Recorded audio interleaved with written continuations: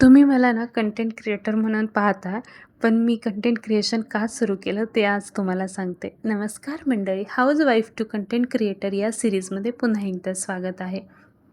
मी आधी ना जॉब करायचे आणि मग नंतर माझ्या आयुष्यात ना माझ्या या 2 छोट्या-छोट्या मुली आल्या आणि त्या लहान असताना त्यांना आणि घराला वेळ देणं माझ्यासाठी जास्त महत्त्वाचं होतं.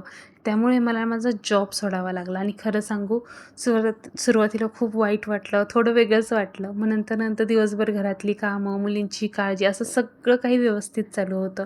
पण ना कुठेतरी मनात एक ते दुःख होतं, की यार आपण आपला जॉब सोडला वगैरे. मग एक दिवस असं सहज Instagramवर व्हिडिओ बनवायला सुरुवात केली. सुरुवातीला नाही एडिटिंग येत होतं, ना कॅमेऱ्यासमोर बोलता येत होतं आणि मेन म्हणजे कंटेंट क्रिएशन असतं हेच माहिती नव्हतं.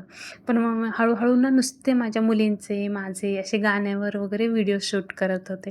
कधी व्हिडिओला छान व्ह्यूज आले, कधी-कधी काही लोकांनी कौतुकही केलं आणि काही लोकांनी एवढे वाईट बोलले, की त्या गोष्टी आजही मनात आहेत.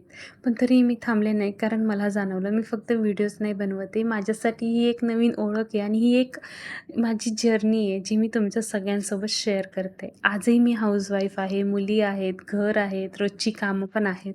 पण या सगळ्यांच्यामध्ये माझ्यासाठीही माझं एक छोटंसं जग आहे आणि त्या जगाचं नाव आहे कंटेंट क्रिएशन. आणि माझ्यासाठी फक्त ही Instagramची जर्नी नाही, माझ्यासाठीही माझ्या मुलींचं लहानपण आहे, जे मी कॅप्चर करते आहे आणि ते म्हणून सांगते व्हिडिओ पाहणाऱ्या प्रत्येकाला, की माझा या प्रवासाचा भाग झालात त्याच्यासाठी मनापासून थँक यू. आणि ही तर फक्त सुरुवात आहे. पुढे अजून आपल्याला खूप काही काही दाखवायचं आहे. Bye bye.